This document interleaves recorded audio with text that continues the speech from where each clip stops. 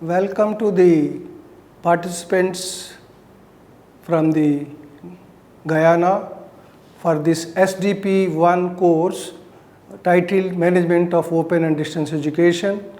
I think this particular course we have sent you already the introductory video. I am sure each one of you must have gone through that. Once you go through that, this module what I am going to talk today is the second module of that particular SDP number 1. The first module you must have learnt about global scenario of open and distance education and then various dimensions of open and distance education. That is the module 1 is dealt. This, as I told, this is a module 2. Title is, you can look at on the slide, management of design and development of self-learning material. For any open and distance education institution, design and development of material is a very crucial one. For a conventional institution, it is the teacher, and teaching in the classroom is the prime issue. Same is the case with the distance education institutions. It is how you design the program, how you develop the program, how you develop the material, whether it is self-learned material, print material, whether it is a material for the online teaching, whether it is a material for blended teaching, any form of teaching. The moment you call that as a teaching, naturally there should be a proper design, there should be proper development of material, so that why the design and development? The crucial thing is the design and development to take care of the clientele group, nature of their requirements. I think these are the vital issues in the design of the self-learning material. That's the crux we are going to talk about it. Let us look at the slide. I think you can see that as I said, conventional institution, design of the program, development of the program is done at the very highest level, that is at the national level, where the respective bodies develop the curriculum, or respecting the university bodies will develop the curriculum for the conventional institution. But in case of distance education institution, it is each institute has to design and develop the programs, and of course design and develop while developing the programs, naturally designing the development of the self-learning material is integral part of that process. Okay, based on our experiences at Indira Gandhi National Open University and quite a few other ODL institutions in the country and abroad, taking all those experiences which I want to present to you, what are the issues involved in the design and development of the material. Okay, at IGNOU what we do is, naturally I am a faculty of sociology, rather I am a faculty of psychology, other faculty of education, faculty of distance education, faculty of chemistry. I want to develop a program in that my discipline. As a faculty member of in that discipline, I think what is the program which needs to the current requirement in that discipline?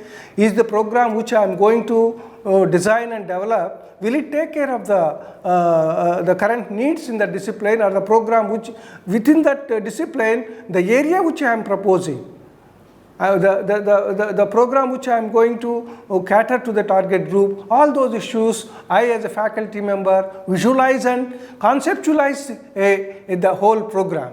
Once I conceptualize the program, okay, of course, we'll have both formal and informal meetings within the faculty, discuss, debate. Naturally, this is not a one-man idea. Even of course, in my discipline, if I have 2-3 faculty members, I just talk to them informally.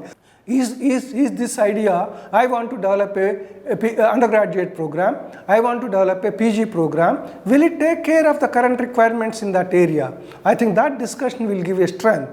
Based on that strength, naturally, I develop a proposal, the whole thing. And once you develop a proposal, and of course that proposal again will be subjected to the formal discussions within the department with the help of outside experts also at times, naturally, before it is going to the decision making bodies in the university.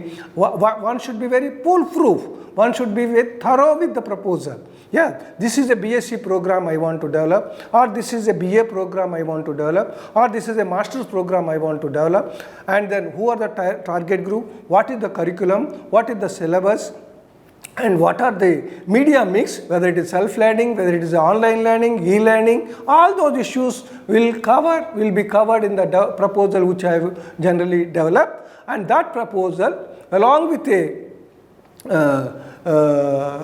scrutiny, as I said, within the department and with the help of outside experts. Suppose if you need the total expertise is not available within the faculty, we do invite 1 or 2 experts from outside institutions. Naturally, outside institutions will have a different perspective. Naturally, their inputs will be very valued. Keeping these two things, one, that detailed proposal, once we are through and we are convinced, yes, the proposal is in shape now, that proposal will be submitted to the university decision-making bodies with the help of a proper formats are there, where different forms are there. Naturally, stage by stage, step by step process, very rigorous process we follow at the Indira Gandhi National Open University. First thing is, proposal will be submitted to the school board. SB means, that's SB abbreviation is used, school board. School board. Every school has a school board consisting of the members from internal faculty and the outside institution, outside experts from other institutions. They will go through that. Once they are discussed very in detailed manner, and that proposal is approved by the school board, then it will go to the university level bodies, that is the academic council. AC is academic council, PC is a planning committee. So these are again decision making bodies in the university, and this will go with the details. In fact, before we submitting it to the academic bodies, we do conduct what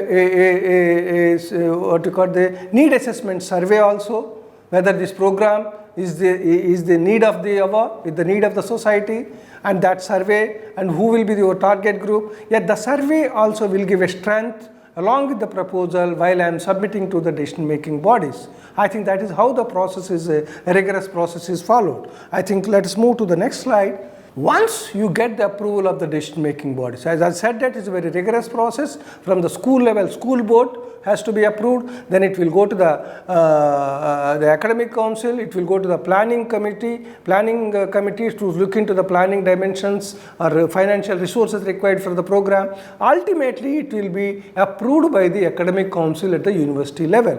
Academic council is the highest academic decision making body of the university. Once it is approved by the academic council, that will come back to the faculty concerned with the approval. Once it is approved, then we constitute an expert committee for the program, new program to be designed and developed. That expert committee consisting of the internal faculty members and faculty members from outside the school, within the university, from other schools we do take, and the experts from the outside institution, other institution experts will be there. Its expert committee is consisting of around 10 to 15 members depending upon the duration of the program or the length of the program and the need of the program. We appoint 14 to 15 members of that expert committee. Expert committee is responsible for looking into the approved proposal by the decision making bodies, approved proposal. Each and every aspect is looked into. What are the objectives of the program? What is the total curricular framework? What is the methodology they are going to use it? What is the teaching learning process? What is the media mix use it? I think everything has to be discussed in threadbare. I think that discussion will lead to finally the outcome of a curricular exercise. Let us look at the next slide where you will get a more idea. Yes, I think the total instructional design process what we undertake at IGNOU is given, try to put it in a simpler flow diagram type. Look at it. One is program for need assessment. As I already told, that need assessment survey is conducted initially. Once the program is visualized, we conduct a need assessment survey. The report of that need assessment survey has to be submitted along with the detailed proposal to the decision making bodies. That is taken care. The second step is defining target group. Once the proposal is approved by the academic council, the target group, okay, so and so people is the target group of the society. That's taken care.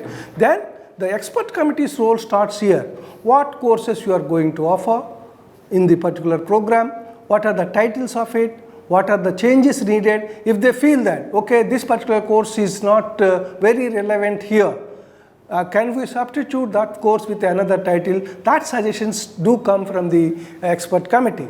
And then once they approve the course titles and the outline of each course, this course should cover this particular syllabus, this course should cover particular different. I think that type of nitty-gritties and what you call the very major decisions are taken care by the expert committee.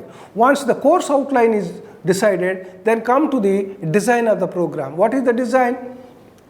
What type of media you are going to? Suppose if I say that it is an online program, then if it is an online program, then what are the constituents of this online program? Is it you are going to provide a text material? Is it you are going to provide a interactive sessions? Are you going to provide a video clippings? All these decisions. Suppose another way of looking at is, if this program is going to offer only through traditional ODL mode, offline mode, then what are the institutions? So depending on the mode which you are going to operate, these decisions will be taken by the expert committee. Identifying the media components, okay, this is my ODL traditional format, I want to develop the core material is the self-learning material. Yes, self-learning material is the core material, surrounded or supplemented or complemented by audio programs, video programs, even chart sessions. If I want to mix with the online components also, I want to have an interaction, discussion forums, all those things have to take decisions. Once you take the proper decisions, okay, self-learning material is the major thing where every student has to get the self-learning material, and remaining other interactive function, discussion, etc. Whether you keep those things as optional, whether you give things, makes it as a compulsory. So these crucial decisions you have to take at this point of time. Once you take that, okay, here the discussion forum or audio program or video program is compulsory, are you going to give a weightage? If you are going to give a weightage, what weightage you will give it? These are the further decisions while designing the program the expert committee will take, and naturally you as the faculty have to go through those decisions. And then of course, as I said that in my program, print material development, that is self-learning material development is the core thing. Naturally my focus will be on here. What is that focus? Once the expert committee identify the course outline, within that course how many units are there, how many topics are there, that topics are listed, that each topic will cover this particular content area, that nitty-gritty is also identified finalized by the expert committee. Then that units, suppose there are course X, we have a 20 units or 25 units, 25 topics.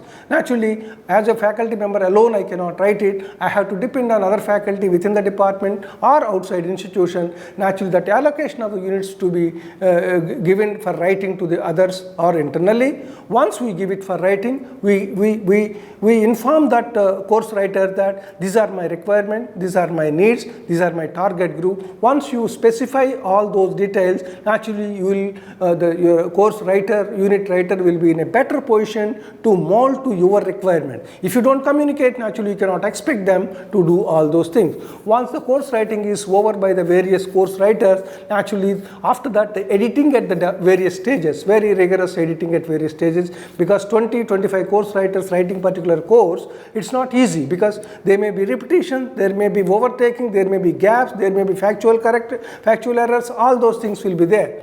That way the content editing, then language editing, naturally language also has to be seen that it is a proper language is used, the language is friendly to the learners, all those things, language editing, and format editing. Because you are sending it to the learners where they have to study, naturally it has to be in a proper format so that they will be in an easy way to access the material. That's what we call the format editing. 3 stages of editing is done, and then after all these 3 stages of editing is done, naturally the final manuscript, and then with the help of a graphic designers, if there is a graphics are made, we incorporate them before you send it for the printing. I think that's the broad process we follow for the material development. Naturally, as identified by the requirement of audio programs or video programs or teleconferencing sessions, or even the internet the discussions, chart sessions, all those things you have to develop simultaneously. When the print material going on, naturally preparation for the the electronic media, digital media, you have to go through that. Naturally, there is a process for those things which we will not be discussing now. For the audio program, video, there is an academic note has to be there, academic script has to be developed, and you need a studio to develop audio programs, video programs. If it is a teleconferencing session, naturally you should have a proper studio to have interaction with the learners. All those things have to be simultaneously worked out while developing the print material. Once the print material is developed, then actually before we send it for the printing, we used to develop for the developmental testing. Means is the content is units are in friendly manner, is at the level of the target group which you have finalized. So that's what we call the developmental testing. We take the 10-15 prospective students' views on a particular course. Naturally, once they look at it and then say, okay, we understand this component we could not understand. That type of feedback under the developmental testing will help to revise or finalize before we send it for the printing. And the same way, on the audio video programs we develop a preview before we release those audio video cassettes to the students. I think that's how all those things, once the developmental testing and video, naturally that will be sent to the students for reading from the students for the material. And then let us look at I think this I will not spend more. Whatever I said in the previous flow diagram, what I explained, more or less the same thing, and this is the crux of the course development or the process of course development. What target group, as I already said, that we have visualized it, program, syllabus, etc. Expert committee has taken care of that.